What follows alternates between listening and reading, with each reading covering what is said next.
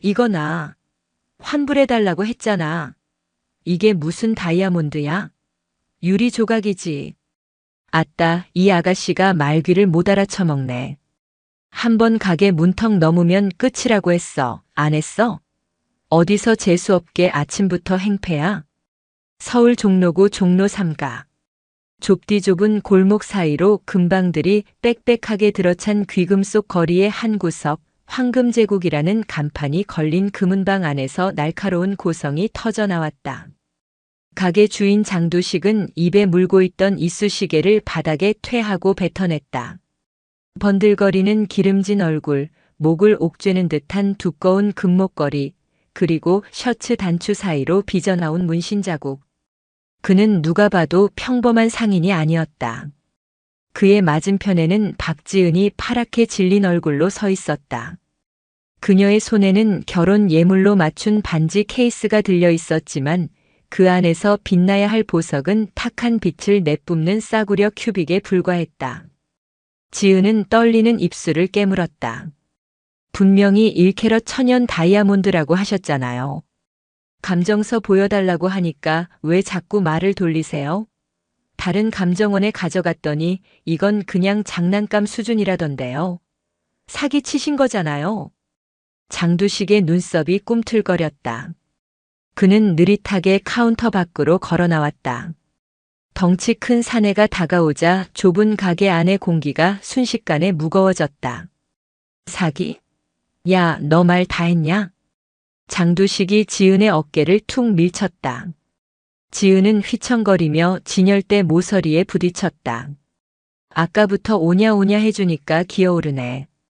야, 우리 가게 물건은 내가 보증서야. 감정원 그 새끼들이 뭘 안다고 짓거려. 그리고 내가 계약서에 사인했잖아. 단순 변심 환불 불가. 글씨 못 읽어?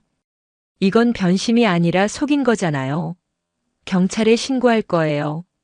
지은이 주머니에서 휴대전화를 꺼내려 하자 장두식의 굵은 손이 순식간에 그녀의 손목을 낚아챘다.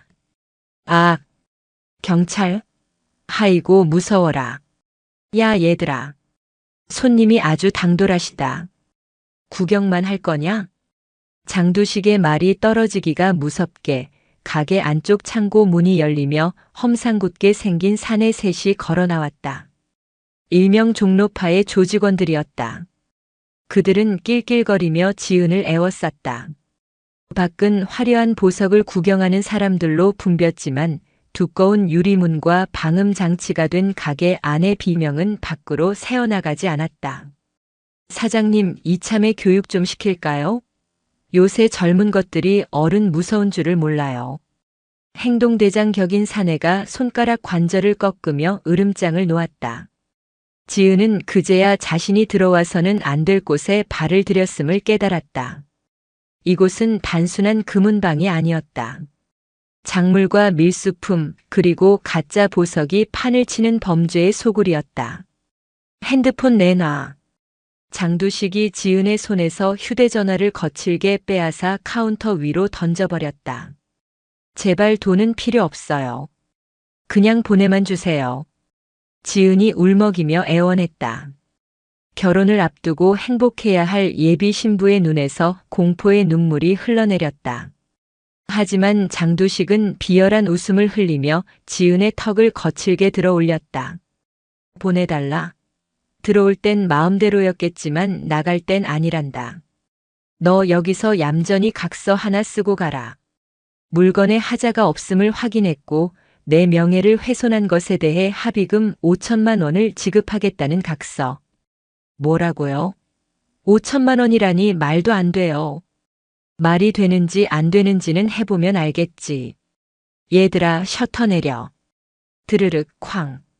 대낮임에도 불구하고 가게의 철제 셔터가 내려가자 내부는 순식간에 어둠에 잠겼다. 오직 창고 쪽에서 새어나오는 희미한 불빛만이 그들의 그림자를 길게 늘어뜨렸다. 창고로 모셔. 각서 쓸 때까지 물 한 모금 주지 마. 장두식의 명령에 사내들이 지은의 양팔을 붙잡고 질질 끌고 갔다. 살려주세요. 도와주세요. 지은은 발버둥 쳤지만 역부족이었다. 그녀는 창고 바닥에 내동댕이 쳐졌다. 곰팡이 냄새와 쇠 비린내가 진동하는 좁은 공간이었다. 조용히 해. 소리 지르면 입을 꿰매버릴 테니까. 사내가 으름장을 놓고 문을 쾅 닫았다. 칠흑 같은 어둠 속에 남겨진 지은은 흐느끼며 몸을 웅크렸다. 그때 바지 뒷주머니에서 미세한 진동이 느껴졌다. 아까 장두식에게 뺏긴 건 업무용 휴대전화였다. 다행히도 개인적으로 쓰는 작은 휴대전화가 뒷주머니에 남아 있었다. 지은은 떨리는 손으로 휴대전화를 꺼냈다.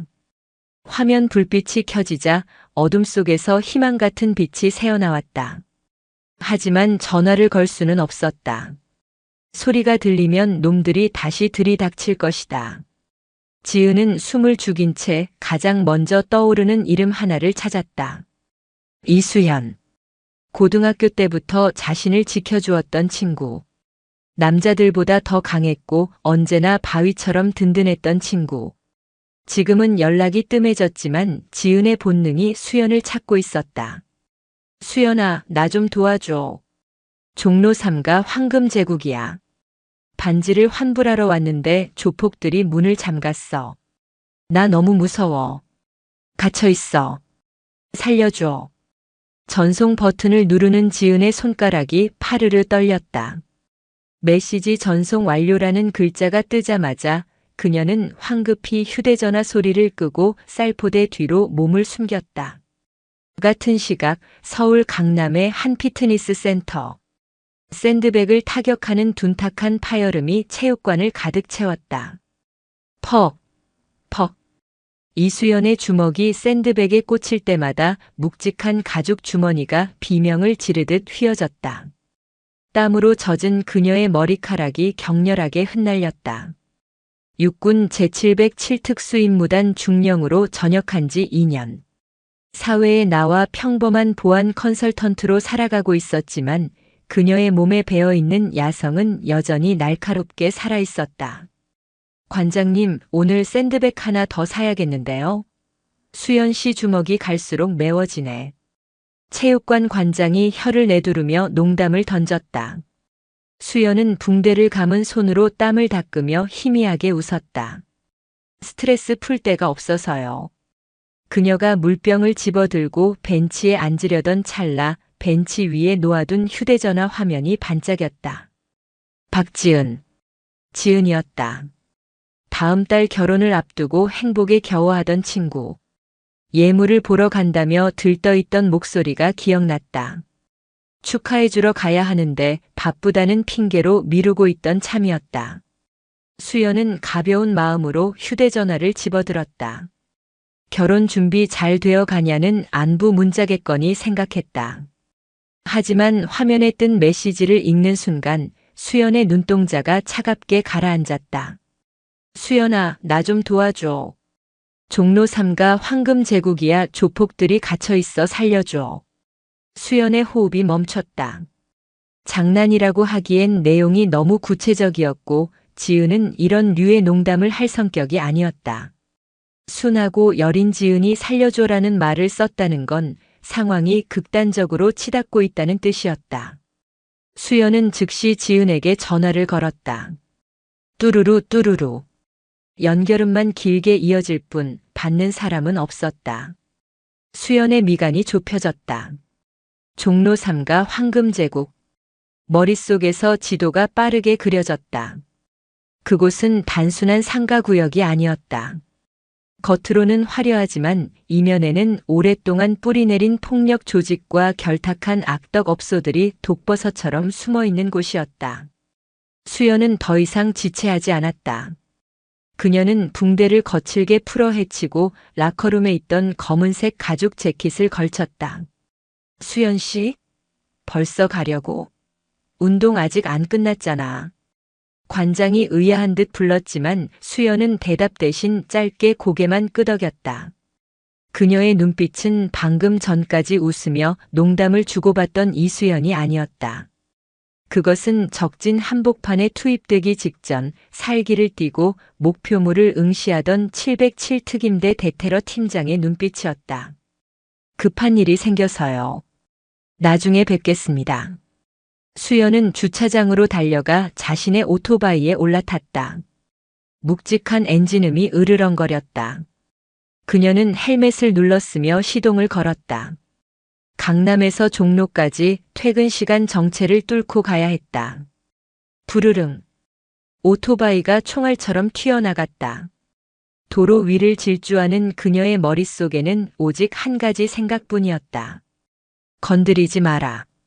내 친구 털끝 하나라도 건드렸다간 그 가게를 통째로 갈아버릴 테니까. 종로 3가 귀금 속 거리. 화려한 네온 사인이 하나둘 켜지기 시작하는 저녁 무렵이었다. 수연의 오토바이가 굉음을 내며 골목 입구에 멈춰 섰다. 그녀는 헬멧을 벗어 오토바이 시트에 걸어두고 주변을 살폈다. 황금제국. 골목 안쪽 유일하게 셔터가 반쯤 내려가 있는 가게가 보였다. 입구 앞에는 험상궂게 생긴 사내 하나가 망을 보듯 담배를 피우고 있었다. 주변 상인들도 그 가게 쪽은 쳐다보기도 싫다는 듯 외면하고 지나갔다. 수연은 가죽 재킷의 지퍼를 끝까지 올리고 장갑을 고쳐 꼈다. 군화 대신 신은 워커 끈을 단단히 조였다.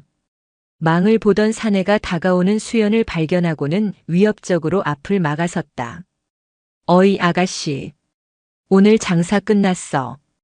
딴 데 알아봐. 사내는 수연을 위아래로 훑어보며 비릿한 웃음을 지었다. 예쁘장한 여자가 혼자 왔으니 만만하게 보인 모양이었다.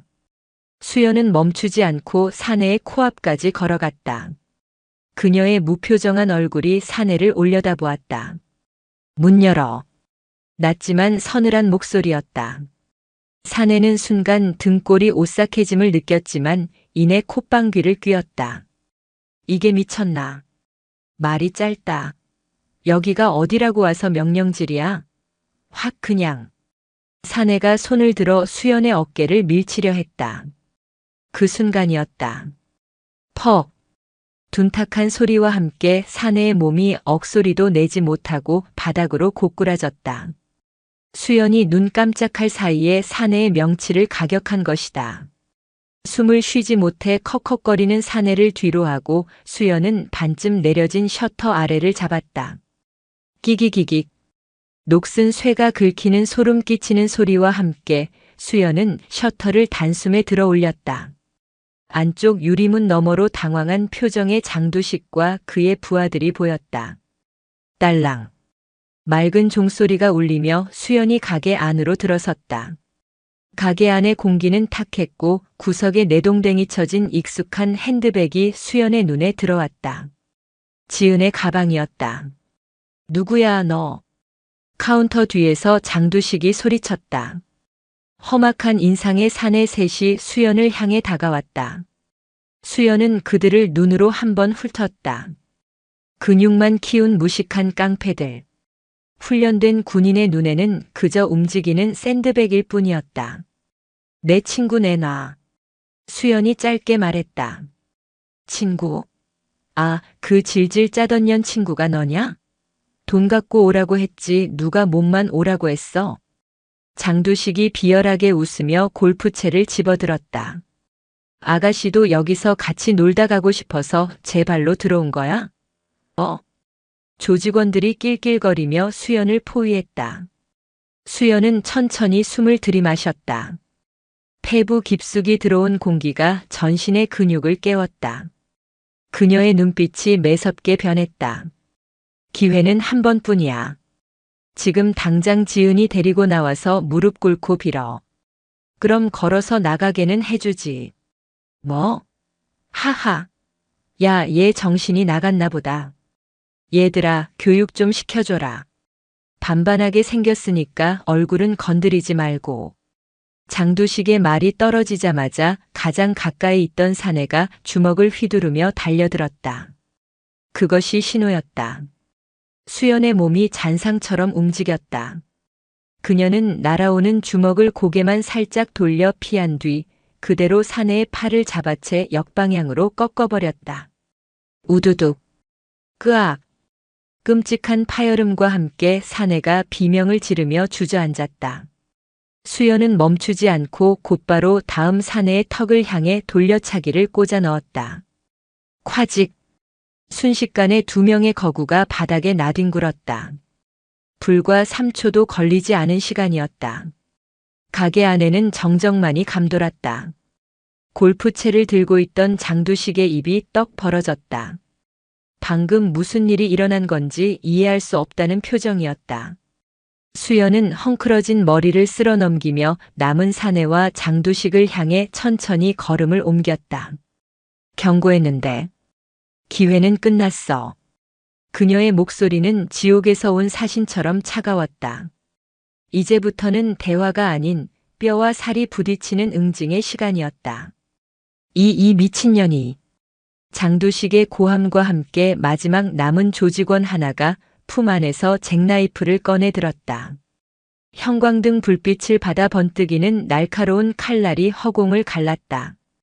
좁은 금은방 안은 순식간에 살기로 가득 찼다.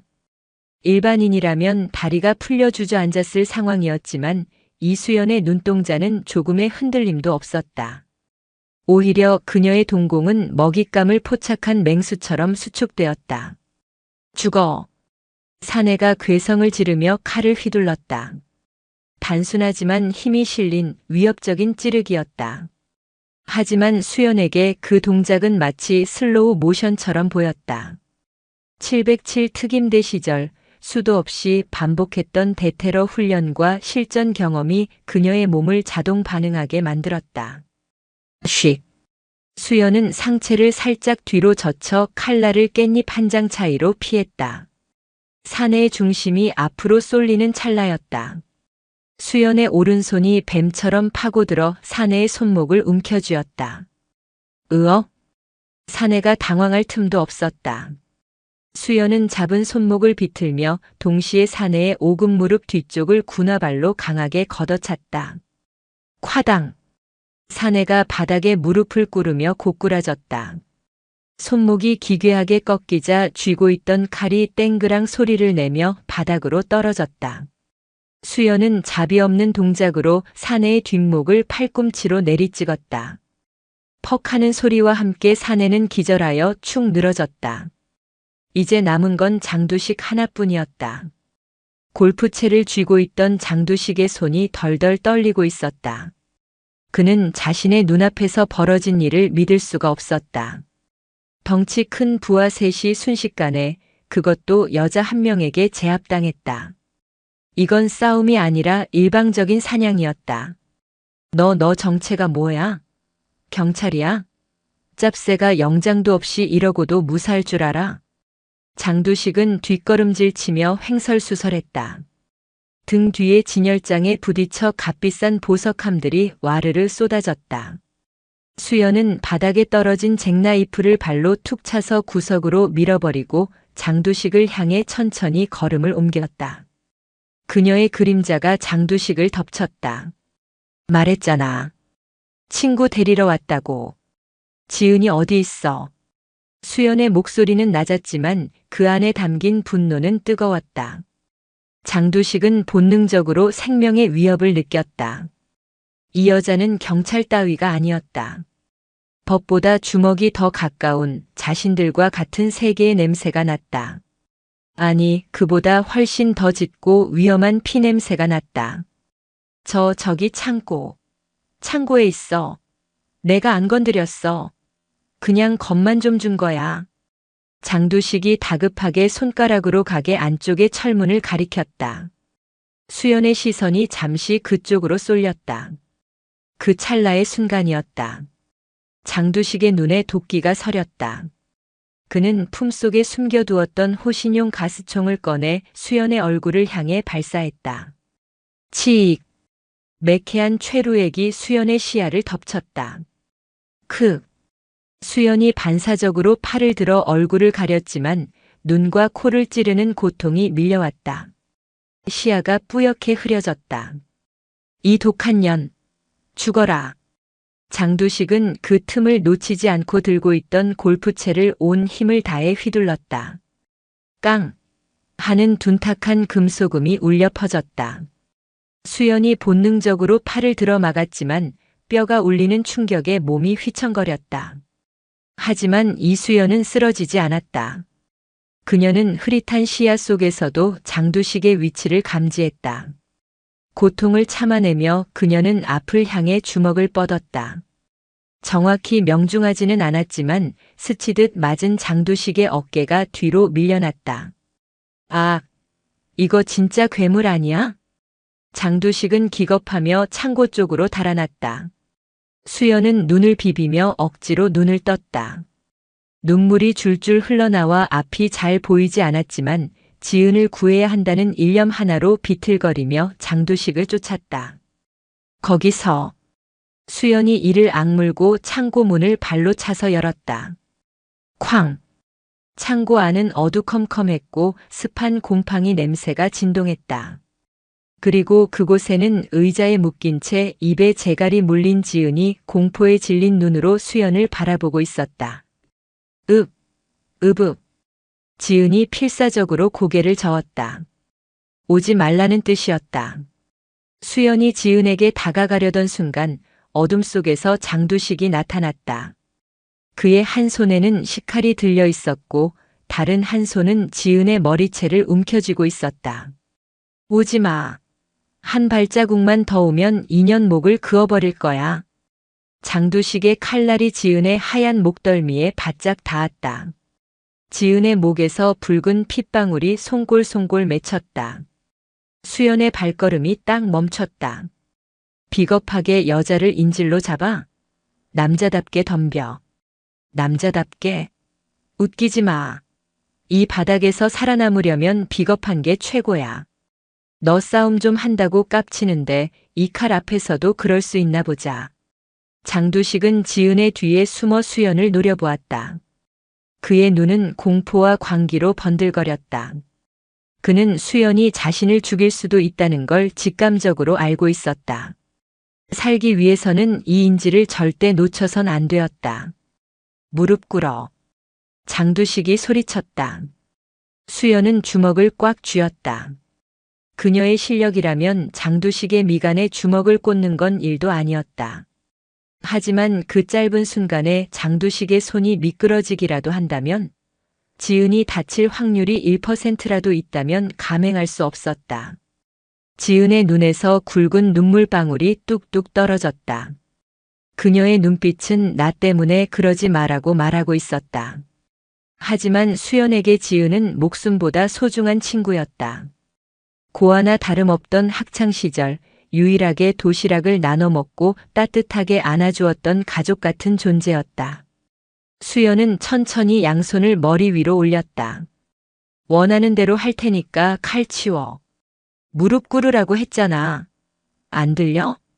장두식이 칼끝으로 지은의 목을 꾹 눌렀다. 지은이 고통스러운 신음을 흘렸다. 수연은 입술을 깨물며 천천히 무릎을 꿇었다. 차가운 시멘트 바닥의 냉기가 무릎을 타고 올라왔다. 천하의 707 특임대 대테러 팀장이 고작 이런 양아치 앞에서 무릎을 꿇다니. 자존심이 짓밟히는 순간이었지만 수연은 지은을 보며 안심시키듯 옅은 미소를 지어 보였다. 잘했다. 그래, 그렇게 기어야지. 장두식의 입가에 안도와 조롱이 섞인 웃음이 번졌다. 그는 부하들을 불렀다. 가게 안에서 신음하고 있던 녀석들이 비틀거리며 창고로 들어왔다. 그들은 무릎 꿇은 수연을 보자마자 킬킬거렸다. 형님, 인연 어떻게 할까요? 어떻게 하긴. 갚아줘야지. 아주 철저하게. 장두식의 눈짓을 받은 부하 하나가 쇠파이프를 집어들었다. 야, 반항하지 마라. 내 친구 목 따버리기 전에. 장두식의 협박에 수연은 눈을 감고 몸에 힘을 뺐다. 퍽. 쇠파이프가 수연의 등을 강타했다. 뼈가 으스러지는 듯한 고통이 전신을 강타했다. 수연은 비명을 삼키며 바닥에 쓰러졌다. 수연아. 으브. 지은이 몸부림치며 오열했지만 묶인 몸으로는 아무것도 할 수 없었다. 부하들은 쓰러진 수연을 에워싸고 무자비한 구타를 시작했다. 군화발이 수연의 복부를 걷어차고 주먹이 얼굴을 강타했다. 수연은 태아처럼 몸을 웅크리고 급소만을 방어한 채 묵묵히 그 폭력을 받아냈다. 반격할 수 있음에도 불구하고 친구를 위해 짐승들의 먹잇감이 되어주는 사자의 모습이었다. 입안이 터져 비릿한 피맛이 났다. 의식이 가물거렸다. 하지만 수연은 흐려지는 정신을 붙잡으며 장두식을 노려보았다. 그 눈빛만은 여전히 죽지 않고 활활 타오르고 있었다. 지금은 즐겨둬라. 반드시 이 대가를 치르게 해줄 테니. 인연 진짜 독종이네. 소리 한번 안 질러. 한참을 구타하던 부하가 지쳐서 거친 숨을 몰아쉬며 뒤로 물러났다. 바닥은 수연이 흘린 피로 흥건했다. 수연의 얼굴은 멍투성이가 되었고 입고 있던 가죽 재킷은 흙먼지와 핏자국으로 엉망이 되어 있었다. 하지만 그녀는 여전히 의식을 놓지 않은 채 거친 숨을 내쉬며 부들부들 떨리는 팔로 상체를 일으켜 세웠다. 장두식은 그 모습에 알 수 없는 공포를 느꼈다. 보통 여자라면, 아니 웬만한 남자라도 벌써 기절하거나 살려달라고 빌었을 것이다. 하지만 이 여자는 달랐다. 매를 맞을수록 눈빛이 더 선명해지고 있었다. 마치 이 고통을 연료 삼아 복수심을 불태우는 것 같았다. 형님, 인연들 처리 어떻게 합니까? 이제 밖에도 어두워졌는데요. 부하의 물음에 장두식은 담배를 꺼내 물었다. 손이 떨려 라이터 불을 켜는데 한참이 걸렸다. 그는 깊게 연기를 빨아들인 뒤 지은과 수연을 번갈아 보며 비릿하게 웃었다. 뭘 어떻게 해? 쥐도 새도 모르게 처리해야지. 오늘 장사는 다 공쳤고 가게 꼴도 엉망이 됐는데 이대로 보내주면 우리가 경찰서 정모하게 생겼잖아. 장두식은 창고 구석에 있는 커다란 금고로 다가갔다. 다이얼을 돌리고 묵직한 손잡이를 돌리자 금고 문이 열렸다. 그 안에는 현금 뭉치와 함께 낡은 장부 하나가 들어 있었다. 장두식은 장부를 꺼내 들고 펄럭거렸다. 이게 뭔지 아냐? 내가 지난 10년 동안 종로 바닥에서 밀수하고 가짜 보석 팔아먹고 뇌물 먹인 기록이 다 담긴 족보다. 내 목숨줄이나 다름없는 거지. 너희가 이걸 봤으니 살려둘 수가 없어. 인천 앞바다에 드럼통 공구리 쳐서 던져버리면 물고기 밥이나 되겠지. 지은은 공포에 질려 눈물조차 흘리지 못하고 덜덜 떨었다. 죽음이 코앞에 다가왔다는 현실이 그녀를 짓눌렀다. 수연은 피 섞인 침을 바닥에 뱉으며 힘겹게 입을 열었다. 후회할 텐데. 뭐? 후회? 하하. 야, 지금 누가 누구 걱정을 해주는 거야? 내 목숨이나 걱정해. 장두식은 수연의 머리를 발로 툭 쳤다. 아무리 싸움 잘하면 뭐해. 결국 힘 있는 놈, 머리 쓰는 놈이 이기는 거야. 법? 정해? 그런 건 개나 주라 그래. 여기선 내가 법이고 내가 왕이야. 장두식은 승리감에 도취되어 떠들어댔다. 그는 수연과 지은을 포박할 밧줄을 가져오라고 부하들에게 지시했다. 모든 것이 그의 뜻대로 끝나는 것 같았다. 그때였다. 쿵. 가게 전체가 울리는 굉음이 밖에서 들려왔다. 지진이라도 난 듯 창고의 집기들이 덜그럭거렸다. 뭐야? 무슨 소리야? 장두식이 놀라 밖을 쳐다보았다. 쿠쿠궁. 이번에는 더 큰 소리와 함께 굳게 닫혀있던 가게의 철제 셔터가 종이장처럼 찢겨나가는 소리가 들렸다. 이어서 날카로운 사이렌 소리가 종로 거리를 가득 메웠다. 경찰이다. 꼼짝 마라. 확성기를 통해 들려오는 굵직한 목소리. 그리고 다급한 발소리들이 그 문방 안으로 쏟아져 들어왔다. 형님, 경찰입니다. 짭새들이 들이닥쳤어요. 망을 보던 부하가 피투성이가 된 채 창고로 뛰어들어오며 소리쳤다. 장두식의 얼굴이 사색이 되었다. 경찰? 어떻게 알고 온 거야? 분명 셔터 내리고 조용히 처리했는데. 장두식은 당황하여 어쩔 줄을 몰랐다. 뒷문으로 도망치려 했지만 이미 늦었다. 검은색 전술복을 입고 헬멧을 쓴 경찰 특 공대원들이 연막탄을 터뜨리며 창고 안으로 진입했다. 팍!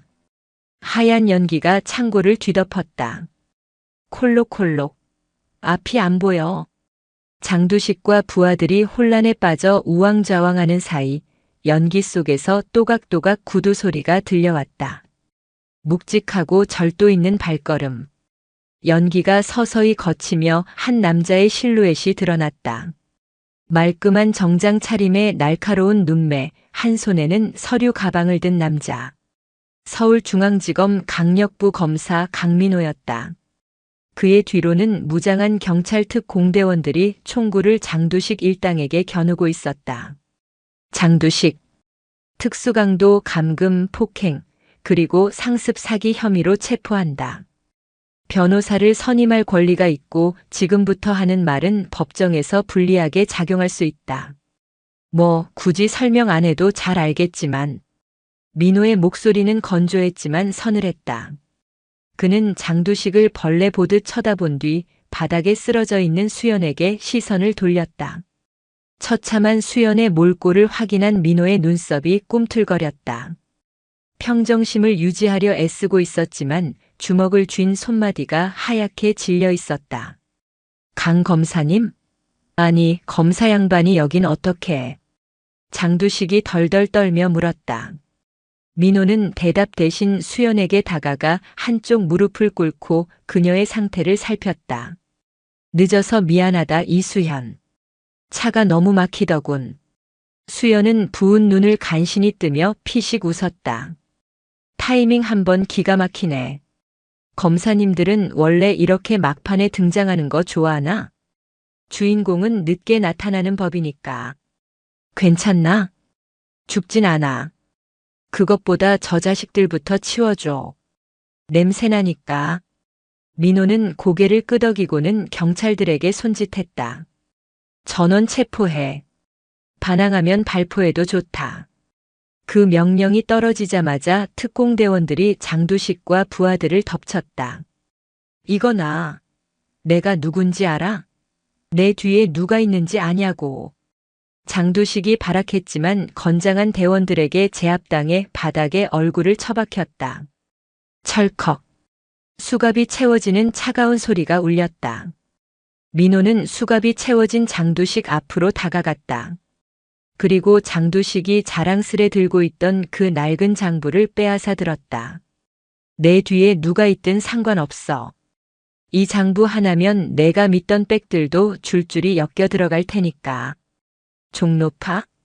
오늘부로 해산이다. 감옥에서 콩밥 먹으며 평생 반성할 준비나 해라. 이럴 수는 없어.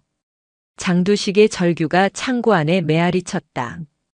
한편 대원들의 도움으로 풀려난 지은은 비틀거리며 수연에게 달려왔다. 수연아, 수연아, 정신 차려. 나 때문에 으흐흑 미안해, 정말 미안해. 지은은 피투성이가 된 수연을 끌어안고 오열했다. 수연은 아픈 몸을 일으켜 지은의 등을 토닥였다. 울지 마, 바보야. 예비 신부가 눈 부으면 내일 드레스 피팅 어떻게 하려고 그래. 그게 중요해? 너 지금 꼴이 말이 아니잖아. 난 괜찮아. 맷집 좋은 거 알잖아. 그것보다. 수연은 비틀거리며 일어났다. 민호가 부축하려 했지만 수연은 손을 들어 제지했다. 그녀는 수갑을 차고 끌려가는 장두식의 앞을 막아섰다. 장두식은 수연의 눈을 마주치자 흠칫 놀라 몸을 움츠렸다. 방금 전까지 자신에게 두들겨 맞던 여자가 아니었다. 지금 수연의 눈에는 그 어떤 맹수보다 무서운 살기가 서려 있었다. 그냥 보내기엔 내가 좀 억울해서 말이야. 수연은 피 묻은 입술을 닦아내고는 숨을 깊게 들이마셨다. 그리고 온몸에 체중을 실어 장두식의 명치에 주먹을 꽂아 넣었다. 퍽! 컥! 장두식의 눈이 튀어나올 듯 커지며 숨을 컥 하고 막혔다. 그는 고통에 찬 비명조차 지르지 못하고 그대로 앞으로 고꾸라지며 헛구역질을 했다. 이건 내 친구 목. 수연은 쓰러진 장두식의 귓가에 나지막이 속삭였다. 그리고 내가 한 짓에 대한 법적 처벌은 저기 있는 강 검사가 아주 혹독하게 내려줄 거야. 지옥에 온 걸 환영한다, 장두식. 경찰들이 헐떡거리는 장두식을 질질 끌고 나갔다. 그제야 가게 안에는 평화가 찾아왔다. 민호는 혀를 차며 자신의 재킷을 벗어 수연의 어깨에 걸쳐 주었다. 폭행죄 추가될 뻔했어. 내가 못 본 걸로 해줄 테니 다행으로 알아. 정당방위라고 해두지. 고맙다, 강민호. 내가 어떻게 알고 왔는지는 나중에 물어볼게. 내 휴대전화 위치 추적 켜져 있었잖아. 707 출신이 보안 의식이 그렇게 없어서야. 아무튼 구급차 불렀으니 병원부터 가자. 수연은 고개를 끄덕이며 지은의 손을 꼭 잡았다. 밖에서는 구급차의 사이렌 소리가 다가오고 있었다. 길고 길었던 종로의 밤이 끝나고 있었다. 하지만 이것이 끝이 아니었다. 장두식의 배후 그리고 이 썩어 빠진 카르텔의 뿌리는 더 깊은 곳에 있을지도 모른다는 예감이 수연에 스쳤다. 소독약 냄새가 코끝을 찔러왔다. 이수연은 무거운 눈꺼풀을 천천히 들어 올렸다.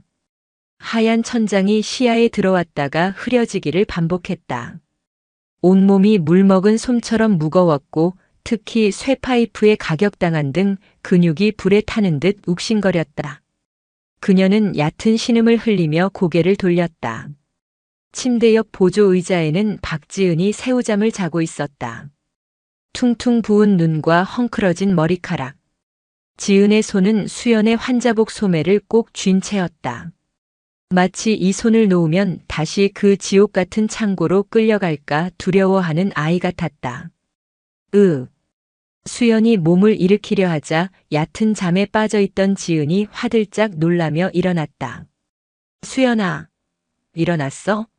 정신이 들어? 어디 아파? 의사 선생님 부를까? 지은의 눈에 다시금 물기가 차올랐다. 수연은 마른 입술을 달싹이며 고개를 저었다. 물 좀 줘. 지은이 허둥지둥 물병을 따서 빨대를 꽂아 수연의 입에 물려주었다. 시원한 물이 메마른 목을 타고 넘어가자 그제야 정신이 조금 맑아지는 듯 했다. 지금 몇 시야? 오전 11시야. 너 어제 응급실 실려오고 나서 꼬박 12시간 넘게 잤어. 갈비뼈에 실금 가고 전신 타박상이래. 의사 선생님이 최소한 2주는 입원해야 한다고 했어. 지은의 목소리가 떨렸다. 그녀는 수연의 멍투성이 얼굴을 차마 똑바로 쳐다보지 못하고 고개를 떨궜다. 미안해, 나 때문에 이게 무슨 고생이야. 내가 바보같이 거기만 안 갔어도. 그만해. 내 잘못 아니라고 했잖아. 그리고 나 맷집 좋은 거 알지? 뼈 좀 금간 건 금방 붙어. 수연은 짐짓 아무렇지 않은 척 웃어 보였지만 웃을 때마다 옆구리가 찌릿하게 아파왔다. 그때 병실 문이 드르륵 열리며 정장 차림의 강민호 검사가 들어왔다. 그의 손에는 두툼한 서류 봉투가 들려 있었다. 깨어났군. 환자 안색이 생각보다 나쁘지 않네. 민호는 침대 맞은편 소파에 털썩 앉으며 넥타이를 느슨하게 풀었다. 밤을 꼬박 새운 듯 그의 눈 밑에도 거뭇한 다크서클이 내려앉아 있었다. 장두식은? 수연이 가장 먼저 물은 것은 자신의 몸 상태가 아닌 범인의 행방이었다. 민호는 씁쓸한 미소를 지으며 서류 봉투를 테이블 위에 던지듯 올려놓았다. 구치소 독방에 고이 모셔뒀어. 근데 상황이 좀 복잡하게 돌아가고 있다. 복잡하다니? 현행범으로 체포했잖아. 인질극의 폭행, 장부까지 나왔는데 뭐가 문제야? 수연의 미간이 찌푸려졌다. 민호는 한숨을 내쉬며 머리를 쓸어 넘겼다. 장두식 그놈 입이 아주 무거워. 그리고 오늘 아침에 변호인단이 꾸려졌는데 이름만 대면 알만한 대형 로펌 태산의 에이스들이야. 고작 종로 바닥 금은방 주인 하나 변호하겠다고 그 비싼 변호사들이 셋이나 붙었어. 이게 무슨 뜻인지 알겠냐? 수연과 지은은 서로를 마주 보았다. 단순한 강도 사건이 아니라는 불길한 예감이 스쳤다. 그 장부 내용이 뭔데 그래? 수연의 시선이 테이블 위 서류 봉투로 향했다. 민호는 잠시 망설이다가 봉투에서 복사본 몇 장을 꺼냈다. 장두식이 금고에 숨겨둔 장부. 처음엔 단순히 밀수품 거래 내역인 줄 알았는데 자세히 뜯어보니 이건 뇌물 상납 기록이야. 종로 일대 상권 이권 다툼부터 시작해서 경찰 간부, 구청 공무원, 심지어 정계 인사들 이름까지 줄줄이 적혀 있어. 장두식은 단순한 행동대장이 아니었어. 윗선들의 더러운 돈을 세탁해주는 자금 관리책이었던 거지. 병실 안에 무거운 침묵이 내려앉았다. 지은은 겁에 질려 입을 틀어막았다. 자신이 건드린 게 단순히 악덕업주가 아니라 대한민국을 움직이는 거대한 카르텔의 꼴이었다는 사실이 공포로 다가왔다. 그럼 우린 어떻게 되는 거야? 그 사람들이 보복하면. 지은이 파랗게 질린 얼굴로 물었다. 걱정 마. 일단 장부는 검찰청 특수금고에 원본을 보관 중이고 내가 담당 검사로 지정됐어. 위에서 덮으라는 압력이 들어오고 있긴 하지만 내 목이 붙어있는 한 절대 못 덮어. 이번 기회에 그 썩은 뿌리까지 다 뽑아낼 생각이야. 민호의 눈빛이 형형하게 빛났다. 그는 원칙주의자였다. 타협을 모르는 불도저 같은 성격 때문에 윗선에 찍혀 있었지만 오히려 그 점이 수연에게는 가장 큰 믿음을 주었다. 하지만 문제는 너희들의 안전이야. 장두식 뒤에 있는 놈들이 꼬리를 자르기 위해 무슨 짓을 할지 몰라. 특히 피해자이자 유일한 목격자인 지은 씨가 위험해. 민호의 말에 수연은 링거 바늘이 꽂힌 손등을 꽉 쥐었다. 지은이 건드리면 가만 안 둬. 알아. 내 성격에 가만히 있을 리 없지. 그래서 경찰에 신변 보호 요청을 해뒀어. 병원 앞에도 사복 경찰 2명 배치했고 그때 지은의 주머니에 있던 휴대전화가 진동했다. 발신자 표시 제한. 병실의 공기가 순식간에 얼어붙었다. 지은이 떨리는 손으로 휴대전화를 바라보자 민호가 검지손가락을 입술에 대며 조용히 하라는 신호를 보냈다. 그리고는 휴대전화를 받아 스피커폰으로 전환하고 통화 버튼을 눌렀다. 여보세요. 지은이 힘겹게 목소리를 냈다. 박지은 씨 되시죠? 수화기 너머로 변조된 기계음 목소리가 들려왔다. 소름 끼치는 금속성 소리였다. 누구세요? 누군지는 중요하지 않고 어제 가게에 물건 하나를 두고 가셔서 연락드렸습니다. 검정색 장부 말입니다. 그거 주인한테 돌려주셔야죠. 저는 몰라요. 경찰이 가져갔어요. 아, 경찰이라 검사 나리가 가져갔다는 건 알고 있습니다. 하지만 우리는 박지은 씨의 성의를 보고 싶거든요. 오늘 밤 자정까지 입 다물겠다는 각서와 함께 합의서를 써서 경찰서에 제출하세요. 만약 거절하거나 딴짓을 하면 결혼식은 장례식이 될 겁니다. 예비 신랑 이름이 김민준 씨 맞죠? 지금 야근하고 퇴근 중이시던데. 아, 안 돼. 민준 씨는 건드리지 마. 지은이 비명을 질렀다. 하지만 전화는 이미 뚝 끊긴 상태였다. 이 개자식들이. 민호가 욕설을 내뱉으며 즉시 어딘가로 전화를 걸었다. 나다. 지금 당장 김민준 씨 위치 파악해서 보호해. 아니, 이유 묻지 말고 당장. 그리고 병원 경비 병력 2배로 늘려. 병실은 순식간에 아수라장이 되었다. 지은은 바닥에 주저앉아 엉엉 울기 시작했고 수연은 침대에서 링거줄을 뜯어내듯 뽑아버렸다. 수연아, 너 뭐 하는 거야? 누워있어. 민호가 소리쳤지만 수연은 비틀거리며 침대에서 내려와 옷장 문을 열었다. 피 묻은 어제의 옷 대신 지은이 챙겨온 트레이닝복을 꺼내 입었다. 누워있을 시간 없어. 놈들이 민준 씨까지 노리고 있어. 이건 선전포고야. 수연의 눈동자는 부상당한 환자의 것이 아니었다. 다시금 전장의 최전선에 선 군인의 눈빛으로 돌아와 있었다. 내가 지킬 거야. 내 친구, 그리고 내 친구의 가족까지 전부다. 어둠이 짙게 깔린 서울의 밤거리. 가로등 불빛조차 닿지 않는 골목길을 검은색 대형 차량 한 대가 미끄러지듯 빠져나갔다.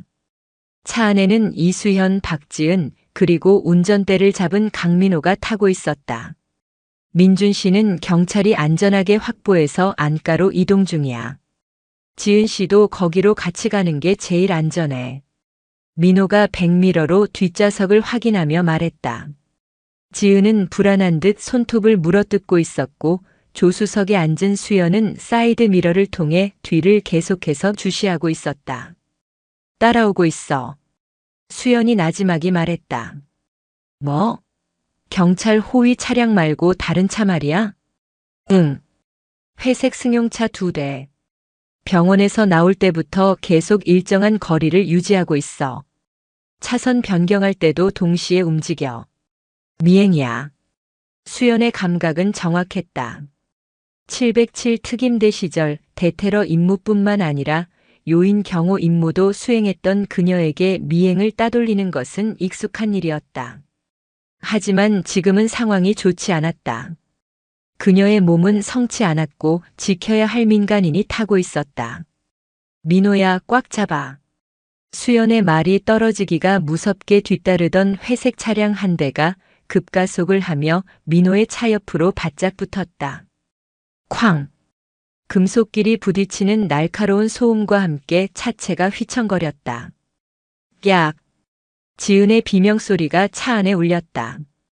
이 미친 새끼들이. 대한민국 검사가 탄 차를 들이받아? 민호가 핸들을 꽉 쥐며 욕설을 퍼부었다. 옆 차선의 차량 창문이 내려가더니 검은 마스크를 쓴 남자가 쇠파이프를 꺼내 민호의 차 유리를 가격하려 했다. 고개 숙여. 수연이 소리치며 민호의 핸들을 낚아채 오른쪽으로 꺾었다. 끼익. 타이어 타는 냄새와 함께 차가 급격하게 방향을 틀었다. 쇠파이프가 허공을 갈랐고 회색 차량은 중심을 잃고 가드레일을 들이받을 뻔했다. 하지만 곧바로 두 번째 차량이 반대편에서 덮쳐왔다.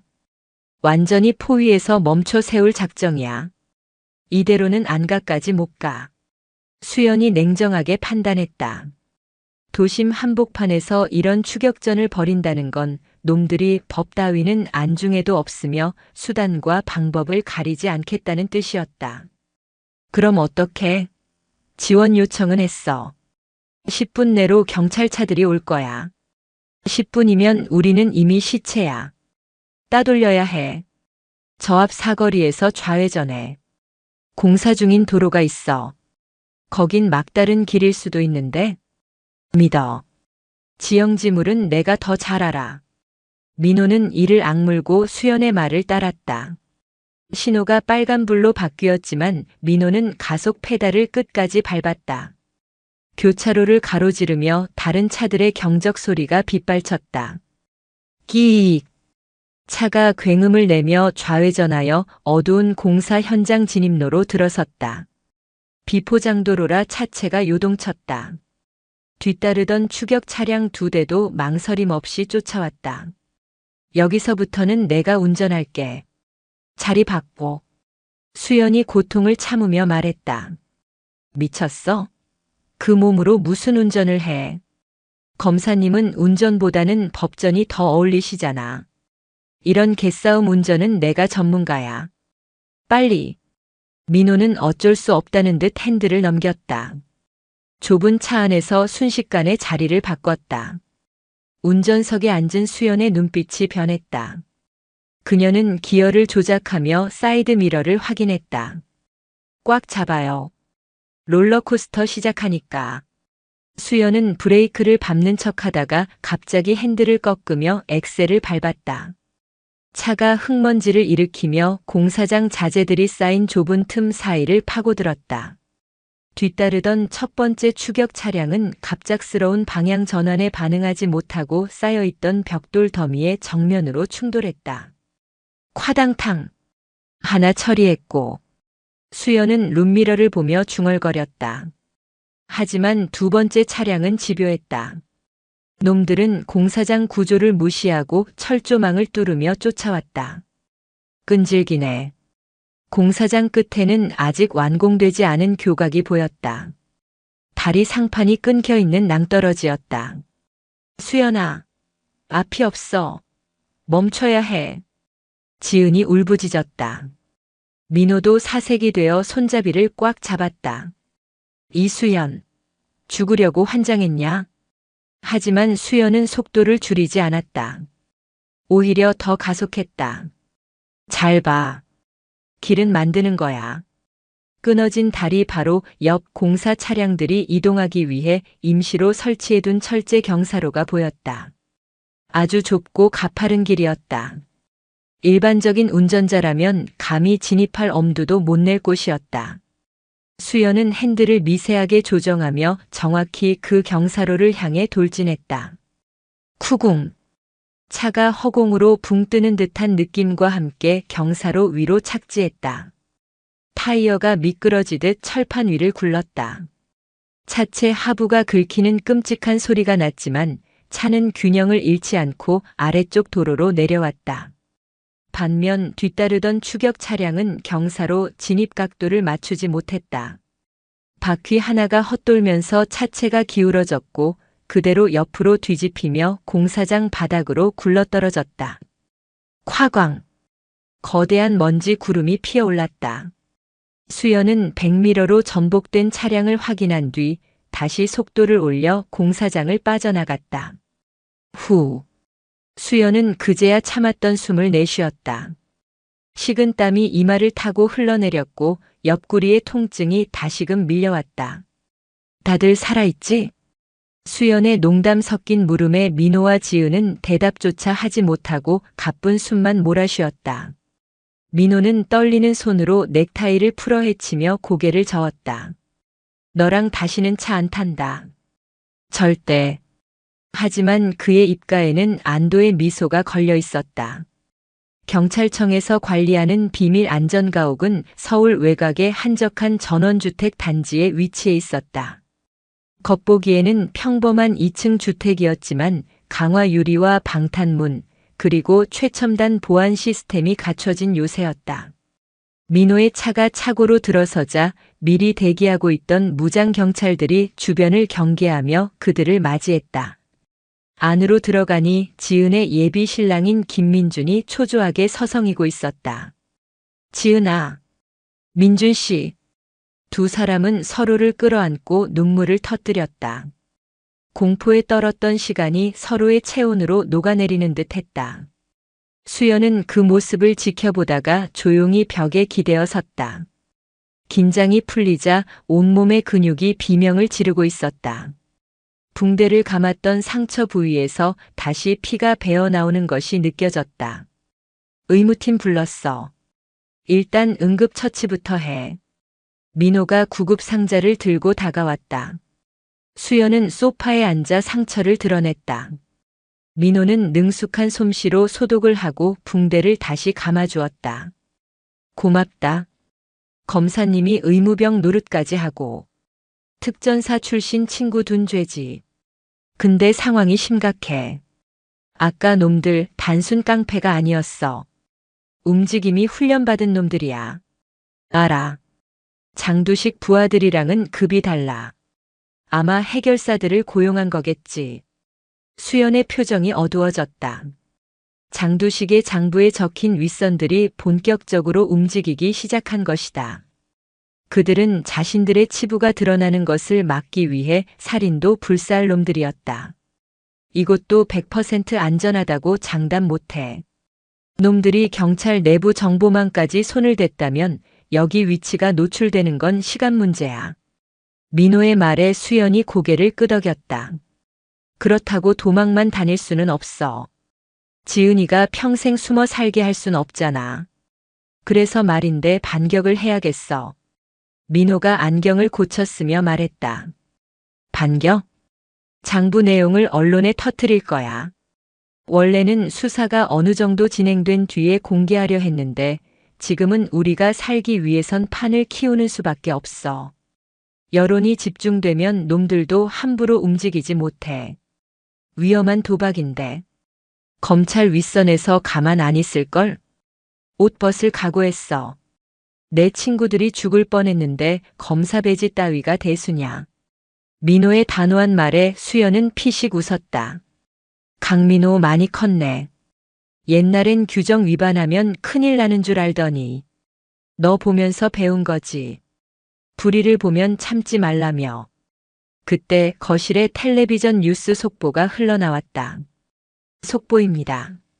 오늘 오후 종로구 일대에서 발생한 금은방 인질 사건의 피의자 장모 씨가 구치소 이송 도중 호흡 곤란을 호소해 병원으로 옮겨졌으나 의식불명 상태인 것으로 알려졌습니다.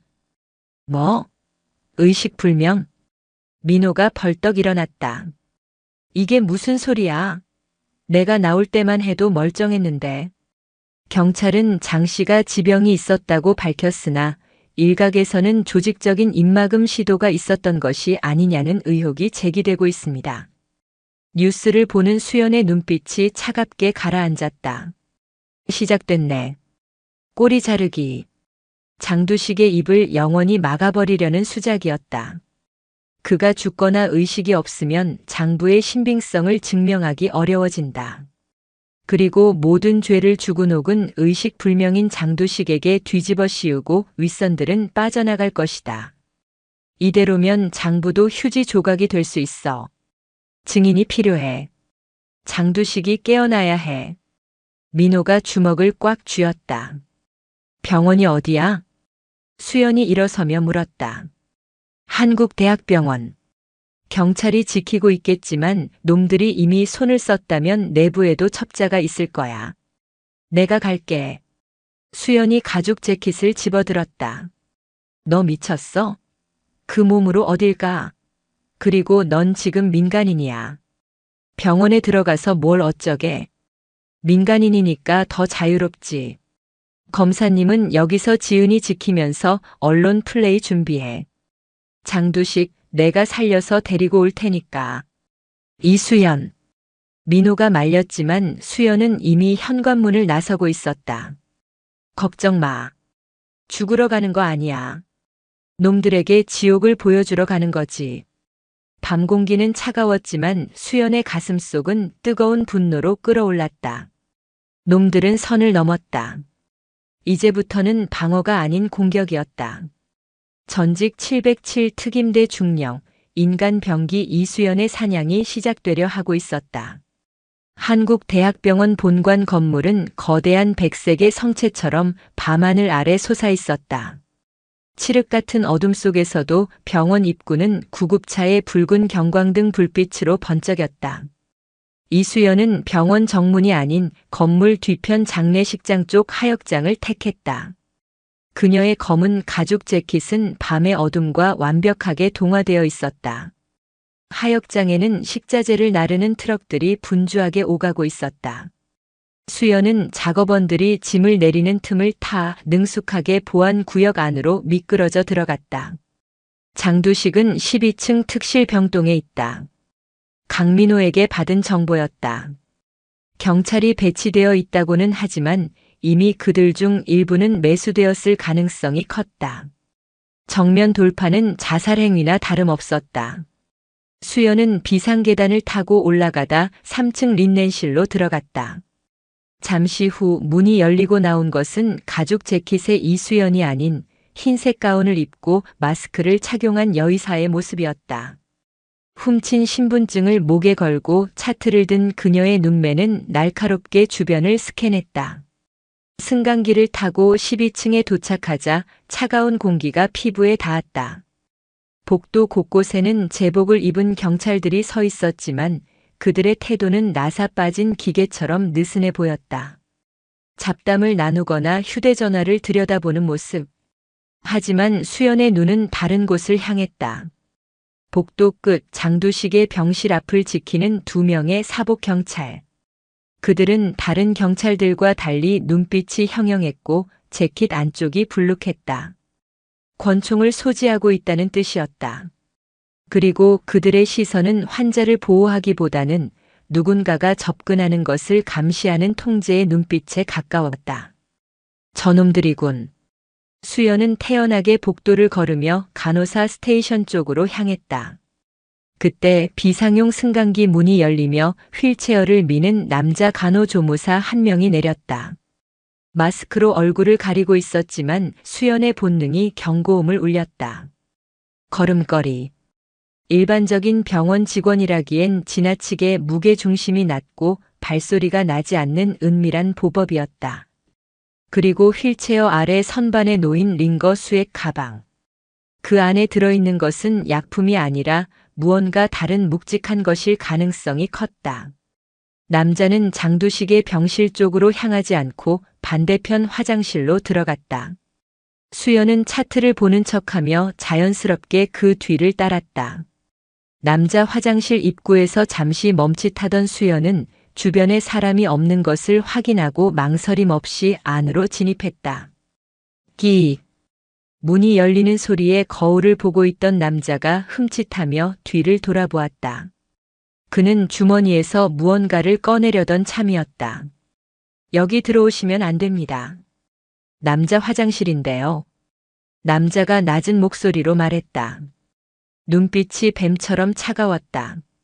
수연은 대답 대신 미소를 지으며 다가갔다. 아, 죄송해요.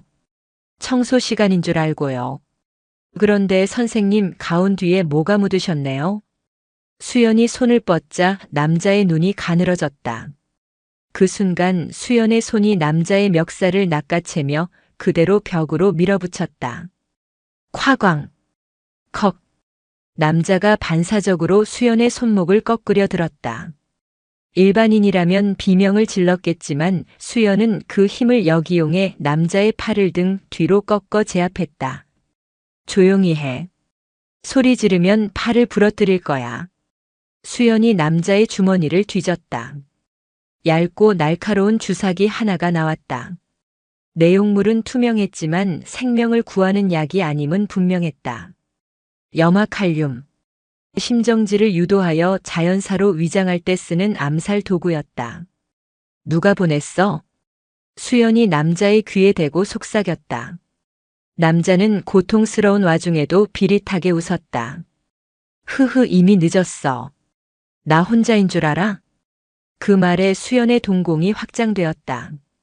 미끼다. 이 남자는 시선을 끄는 미끼였고 진짜 살수는 이미 병실 안에 들어가 있을지도 몰랐다. 수연은 망설임 없이 남자의 경동맥을 눌러 기절시켰다. 축 늘어진 남자를 대변기 칸에 밀어넣고 문을 잠갔다. 다시 복도로 나왔을 때 병실 앞을 지키던 사복 경찰 한 명이 자리를 비우고 없었다.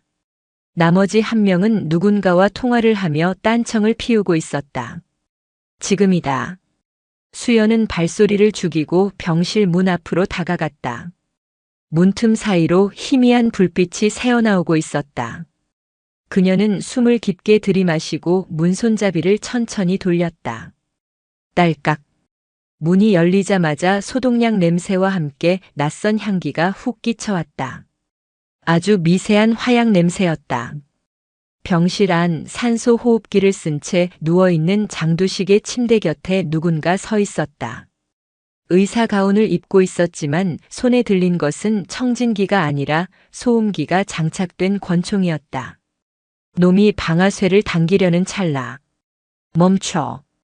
수연의 차가운 목소리가 병실의 정적을 갈랐다. 살수가 천천히 고개를 돌렸다. 마스크 위로 드러난 눈은 아무런 감정도 담겨 있지 않은 죽은 물고기의 눈 같았다. 방해꾼이 있었군. 살수는 총구를 장두식의 머리에서 수연에게로 돌렸다. 피슈. 소음기를 통과한 총탄이 수연의 귀 옆을 스치고 벽에 박혔다. 전쟁은 시작되었다. 총알이 벽에 박히며 시멘트 가루가 튀었다. 수연은 반사적으로 몸을 날려 옆에 있던 철제 카트 뒤로 몸을 숨겼다.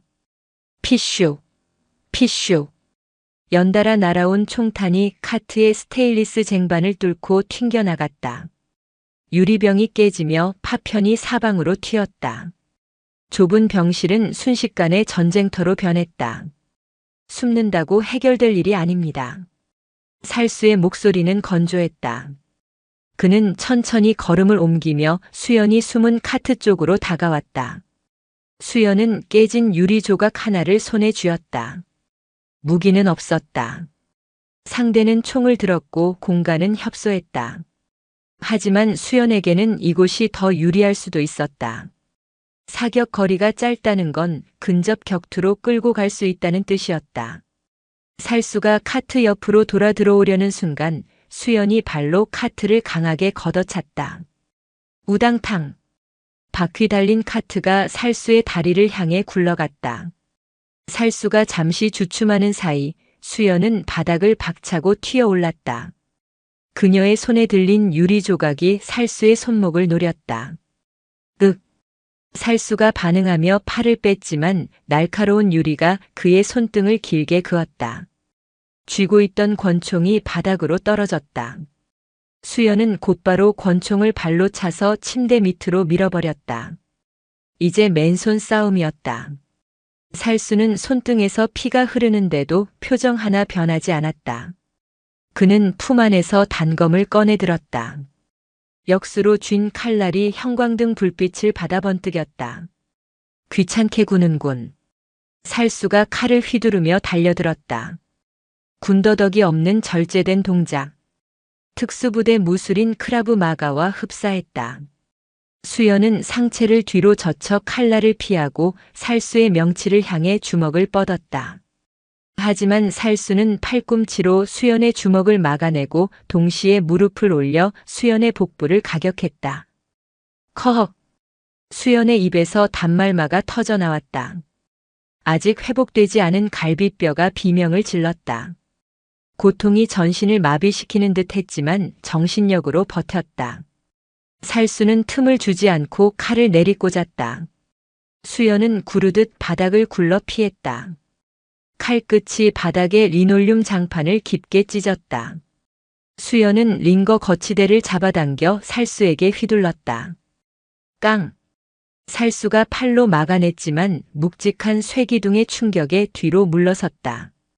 그 틈을 타 수연은 침대 위로 뛰어올랐다. 의식 없는 장두식을 보호하며 살수와 대치하는 형국이 되었다. 저 사람은 증인이야. 죽게 놔둘 수 없어. 수연이 거친 숨을 몰아쉬며 말했다. 증인? 죽은 자는 말이 없는 법이지. 그게 의뢰인의 요구다. 살수가 다시 달려들었다. 이번에는 더욱 빠르고 맹렬했다. 수연은 침대 시트를 걷어차 살수의 시야를 가렸다. 시야가 가려진 찰나 수연은 공중으로 몸을 날려 살수의 목을 두 다리로 감쌌다. 트라이앵글 초크. 수연은 온몸에 체중과 근력을 실어 살수의 목을 졸랐다. 살수가 발버둥치며 수연의 허벅지를 칼로 찌르려 했다. 으악! 칼끝이 수연의 허벅지를 스쳤다. 찢어지는 고통이 밀려왔지만 수연은 다리를 풀지 않았다. 오히려 더 강하게 조였다. 여기서 놓치면 장두식도 자신도 죽는다. 자자라 이 새끼야. 수연은 이를 악물고 마지막 힘을 짜냈다. 살수의 얼굴이 붉게 충혈되더니 컥컥거리는 소리와 함께 칼을 쥔 손에서 힘이 빠졌다. 땡그랑. 단검이 바닥에 떨어졌다. 잠시 후 살수의 몸이 축 늘어졌다.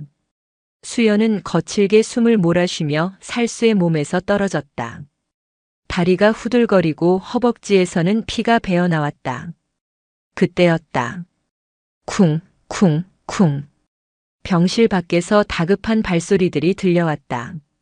그리고 무전기 소리. 특실에서 소란 발생. 진입해. 매수된 경찰들이었다. 그들은 살수가 실패했다는 것을 눈치채고 직접 처리하러 오는 것이다. 문이 벌컥 열리며 제복 경찰과 사복 형사들이 총을 겨누고 들이닥쳤다. 손들어. 움직이면 쏜다. 부패한 형사 반장이 악을 썼다. 병실 안은 난장판이었고 바닥에는 기절한 살수가, 침대 위에는 수연이 피를 흘리며 서 있었다. 이수연 씨? 당신을 살인 미수 현행범으로 체포한다. 반장이 비열한 웃음을 지으며 수갑을 꺼냈다. 상황을 조작하여 수연에게 모든 죄를 뒤집어 씌울 작정이었다. 수연은 침대 옆에 놓인 장두식의 산소 호흡기 밸브를 확인하고는 천천히 손을 들었다. 하지만 그녀의 눈은 포기하지 않았다. 현행범? 누가 누구더러 범인이라는 거지? 수연이 턱짓으로 병실 구석 천장을 가리켰다. 저기 보이나? 반장의 시선이 천장으로 향했다. 화재 감지기 옆 아주 작게 반짝이는 붉은 불빛. 내가 들어오기 전에 미리 설치해둔 무선 카메라야. 지금 이 상황, 내 동료가 실시간으로 녹화하고 있어. 당신들이 살수와 한통속이라는 증거 아주 잘 찍혔겠네. 반장의 얼굴이 사색이 되었다. 뭐라고? 저거 당장 부숴. 형사들이 허둥지둥 카메라를 향해 달려들었다. 그 혼란스러운 틈을 타 수연은 침대 밑에 있던 소음 권총을 발로 차서 손으로 잡았다. 꼼짝 마. 수연이 총구를 반장에게 겨눴다. 전세가 역전되었다. 이 미친년이 경찰한테 총을 겨눠? 경찰? 너희가 경찰이면 지나가던 개가 웃겠다. 다들 총 버려. 안 그러면 이 반장님 머리에 바람 구멍이 날 테니까. 수연의 살기에 눌린 형사들이 쭈뼛거리며 총을 내려놓았다. 그때 병실 밖 복도에서 또 다른 소란이 일어났다. 비키세요. 길 막지 마세요. 수많은 기자의 플래시 세례가 터지는 소리, 그리고 익숙한 목소리. 강민호였다. 국민 여러분, 지금 보고 계십니까? 이것이 대한민국 검찰과 경찰의 민낯입니다.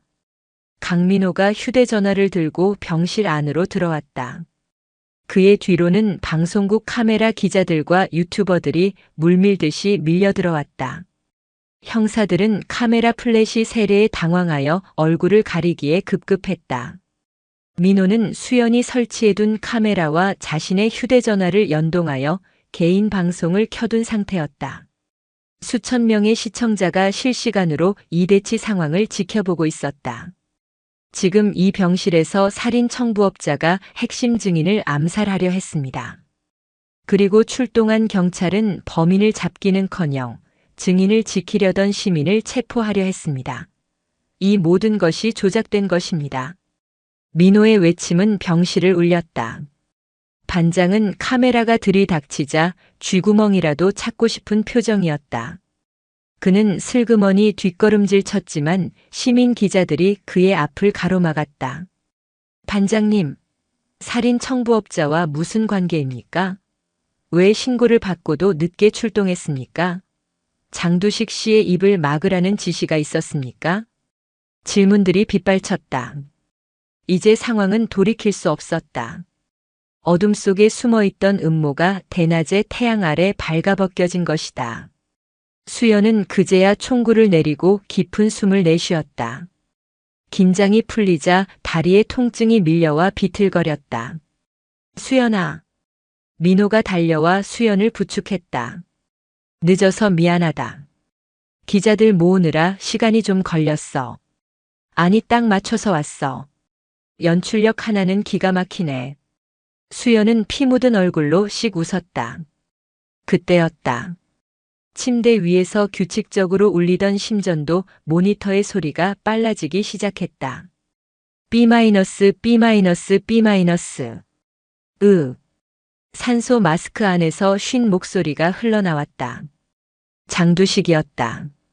그가 손가락을 까딱거리며 눈을 뜨려고 애쓰고 있었다. 병실 안의 모든 시선, 그리고 카메라 렌즈들이 일제히 침대 위로 쏠렸다. 의사 불러. 환자 의식 돌아왔어. 민호가 소리쳤다. 의료진들이 기자들을 뚫고 들어와 장두식의 상태를 살폈다. 장두식은 흐릿한 눈으로 주변을 둘러보았다. 수많은 카메라, 자신을 죽이려던 살수, 그리고 피투성이가 된 채 서 있는 이수연. 상황을 파악하는 데는 그리 오랜 시간이 걸리지 않았다.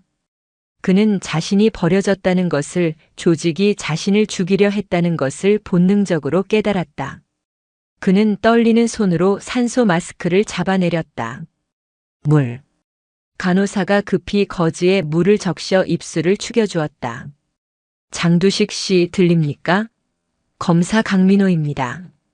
당신을 죽이려던 자들은 우리가 제압했습니다. 이제 당신이 선택할 차례입니다. 저들과 같이 죽을 겁니까? 아니면 진실을 말하고 살 겁니까? 민호가 장두식의 귀에 대고 단호하게 말했다. 장두식의 시선이 수연에게 머물렀다. 자신을 두들겨 팼던 여자. 하지만 방금 전까지 목숨을 걸고 자신을 지켜준 여자. 악인에게도 최소한의 생존 본능과 배신감이라는 감정은 존재했다. 장두식의 입꼬리가 비틀리며 올라갔다. 그 개자식들 나를 토사구팽해? 그의 목소리는 작았지만 병실 안에 있는 모든 마이크에 선명하게 잡혔다. 장부 내 금고 안에 있는 장부 2건이 더 있어. 뭐라고요? 민호와 수연이 동시에 놀라 물었다. 경찰이 압수한 건 빙산의 일각이야. 진짜 몸통들 이름이 적힌 장부는 딴 데 있어. 장두식의 폭탄 발언에 기자들이 웅성거렸다. 플래시가 미친 듯이 터졌다. 그 장부 어디 있습니까? 민호가 다급하게 물었다. 인천항 제사부두 컨테이너 번호는? 장두식은 번호를 읊조리고는 다시 기침을 하며 거친 숨을 몰아쉬었다. 의료진이 다시 마스크를 씌우고 안정을 취하게 했다. 하지만 게임은 끝났다. 아니, 이제 새로운 게임이 시작되었다. 수연은 창가에 기대어 밤하늘을 올려다보았다. 멀리서 경찰차 사이렌 소리가 요란하게 울려 퍼지고 있었다. 이번에는 진짜 경찰들, 감찰반과 광역수사대가 출동하는 소리였다. 인천항이라 갈 길이 머네. 수연이 혼잣말처럼 중얼거렸다. 민호가 다가와 그녀의 어깨를 감쌌다. 오늘은 쉬어. 이 정도면 충분해. 아니, 놈들이 방송을 봤다면 인천으로 먼저 튀어갈 거야. 장부를 없애려고. 수연은 절뚝거리며 병실 문을 향해 걸음을 옮겼다. 그녀의 뒷모습에서는 지친 기색보다 더 강렬한 투지가 뿜어져 나오고 있었다. 이수연, 너 지금 몸 상태로 어딜 간다고. 끝을 봐야지. 내 친구 눈에서 눈물 뺀 놈들 아주 피눈물을 흘리게 해줄 거니까. 수연은 바닥에 떨어진 살수의 단검을 주워 뒷주머니에 꽂았다. 강 검사 차 대기시켜. 인천으로 간다. 병원의 흰 복도를 걸어가는 그녀의 등 뒤로 카메라 플래시가 터지며 거대한 그림자가 길게 늘어졌다. 그것은 악인들을 삼키러 가는 거대한 괴물의 형상과도 같았다. 새벽이 밝아오고 있었지만 그들의 밤은 아직 끝나지 않았다. 인천항 제사부두.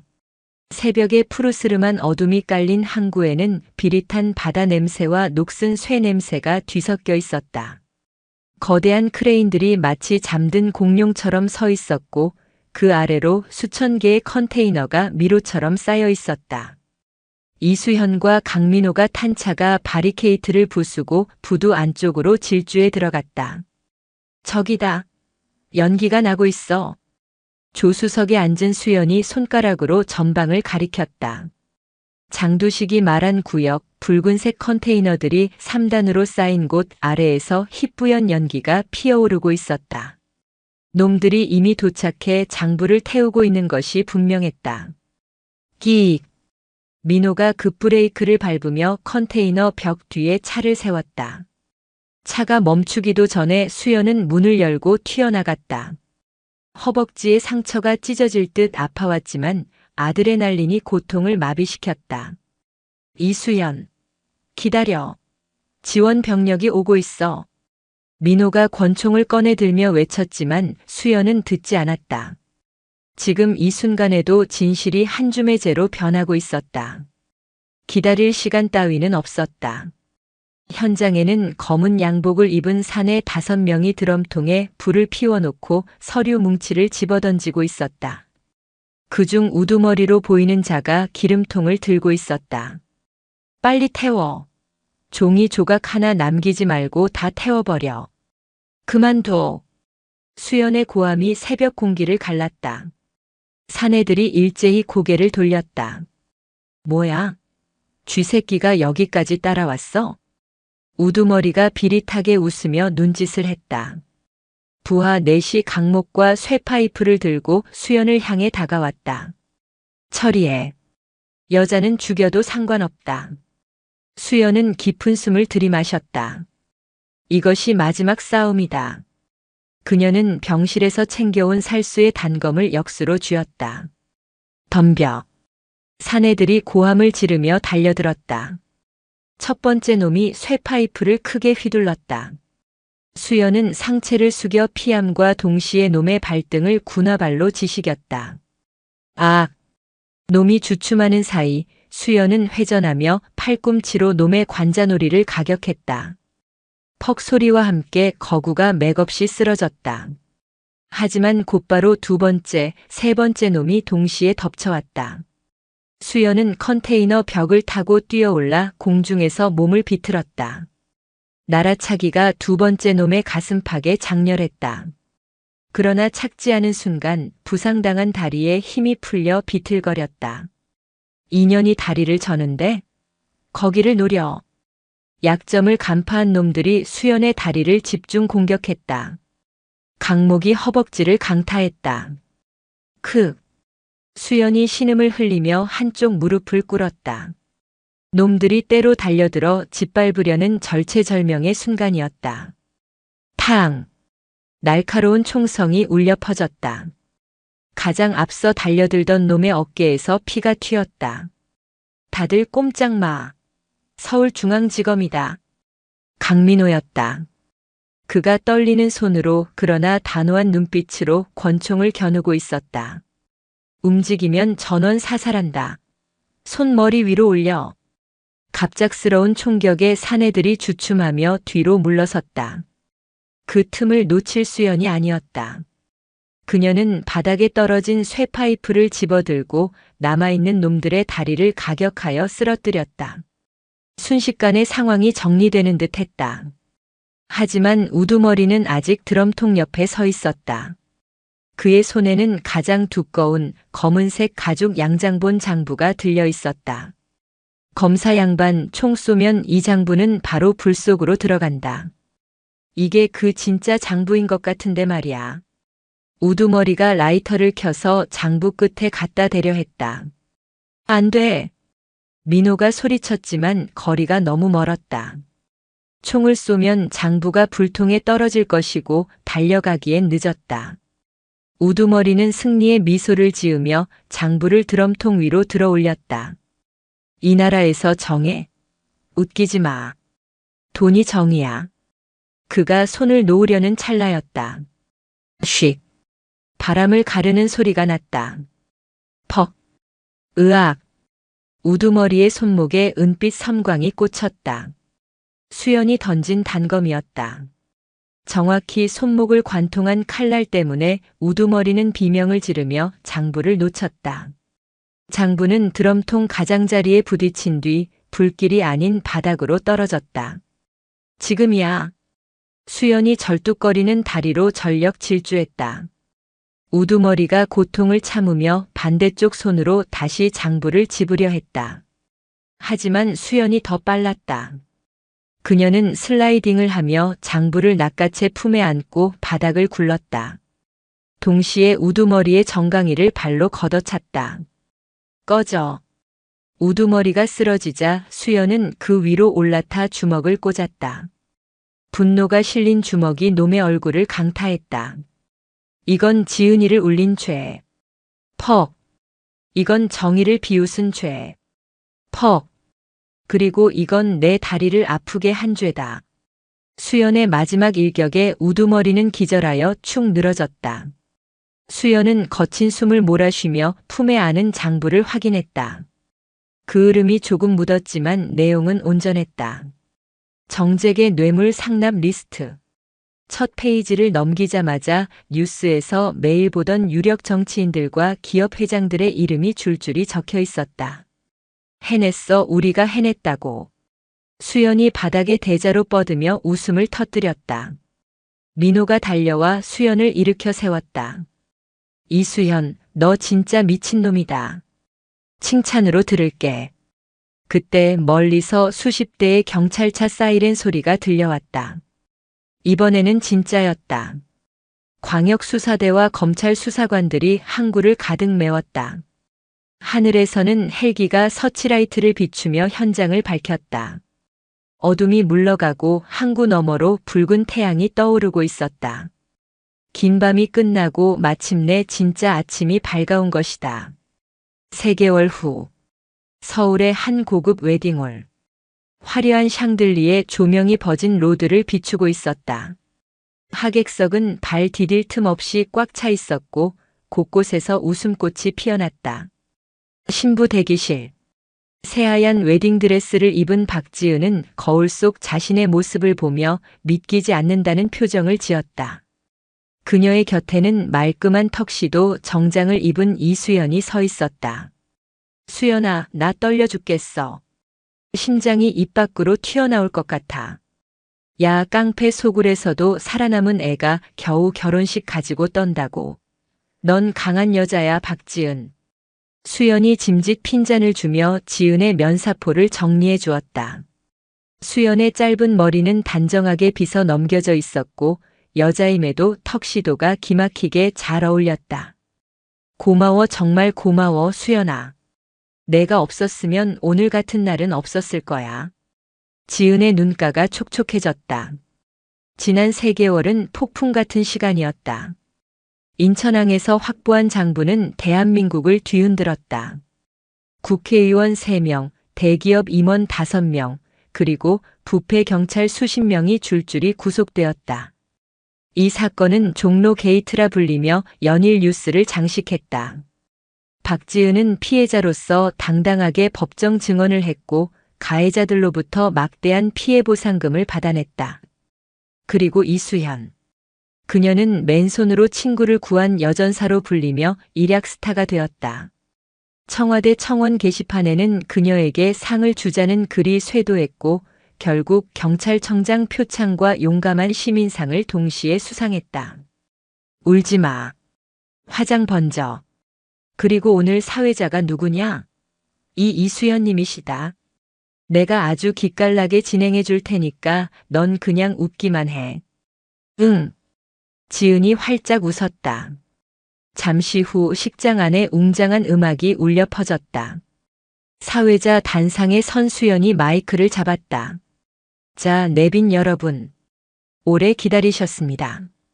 오늘 세상에서 가장 아름다운 신부와 가장 운 좋은 신랑의 결혼식 사회를 맡은 신부의 친구 이수연입니다. 하객들의 환호와 박수가 터져나왔다. 개중에는 수연을 알아보고 와. 그 시민 영웅이다. 라며 수군거리는 사람들도 있었다. 오늘 이 자리에 서니 감회가 새롭습니다. 사실 신부 박지은 양과 저는 얼마 전 영화보다 더 영화 같은 일을 겪었습니다. 그때 제가 깨달은 것이 하나 있습니다. 수연은 잠시 말을 멈추고 버진 로드 입구에 서 있는 지은과 민준을 바라보았다. 그리고 하객석 앞줄에 앉아 흐뭇하게 웃고 있는 강민호 검사에게도 눈인사를 보냈다. 돈도 권력도 폭력도 사람을 진정으로 움직일 수는 없습니다. 우리를 살게 하고 지켜주는 것은 결국 사람을 사랑하는 마음, 그리고 친구를 위해 기꺼이 자신을 던질 수 있는 우정이라는 것을요. 수연의 목소리는 차분하지만 힘이 있었다. 장난기 어린 평소의 말투가 아닌 진심이 듬뿍 담긴 목소리였다. 비록 세상이 험하고 무서운 일들이 많지만 서로를 믿고 의지하는 사람이 곁에 있다면 어떤 시련도 이겨낼 수 있다고 믿습니다. 오늘 두 사람의 시작이 바로 그런 희망의 증거가 되길 바랍니다. 신랑 신부 입장.